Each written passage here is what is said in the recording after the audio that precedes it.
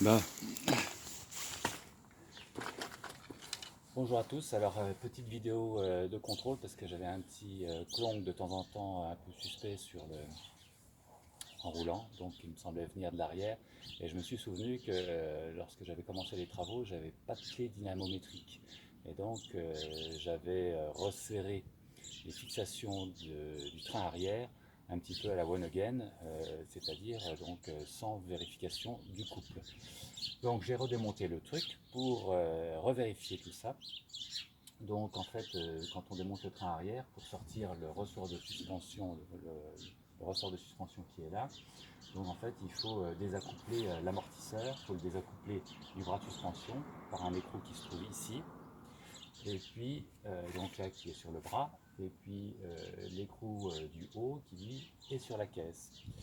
Donc pour vérifier le couple, déjà il faut avoir la revue technique qui vous donne le couple, vous le trouvez sur internet, ça c'est un peu plus compliqué souvent.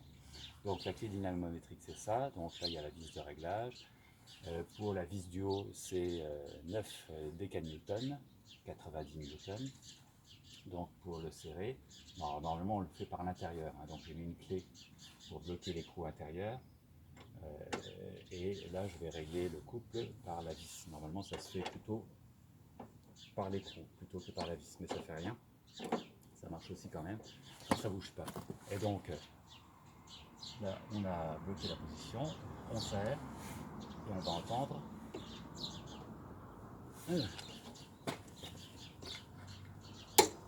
Voilà, vous avez entendu le clic-clic, ça veut dire que on est au couple sans problème.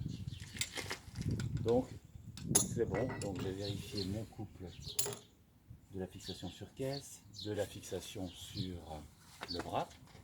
Donc c'est bon. Et puis quand j'étais au contrôle technique, donc ils m'ont trouvé un petit déséquilibre sur le frein arrière, donc le frein arrière de service, c'est-à-dire donc ce qui est ici c'est sur un frein à tambour, donc les plaquettes qui s'écartent sur l'intérieur du tambour. Et donc dans cette affaire-là, il faut régler la pression initiale des garnitures sur le tambour, et pour ça on a une petite vis de réglage qui est celle-là. Et c'est ça, quand je vous disais on pignote vers le haut ou vers le bas, donc là il faut que je pignote vers le haut pour écarter un petit peu, voilà, un petit peu plus les garnitures. Voilà. Là, je pense que c'est déjà pas trop mal. Alors une fois qu'on a fait ça, il faut s'assurer qu'on peut toujours remettre le tambour. Et ça, c'est là où il faut refaire des essais et des essais et des essais pour s'assurer que ça va le faire. Donc on positionne le tambour et on essaye de le rentrer.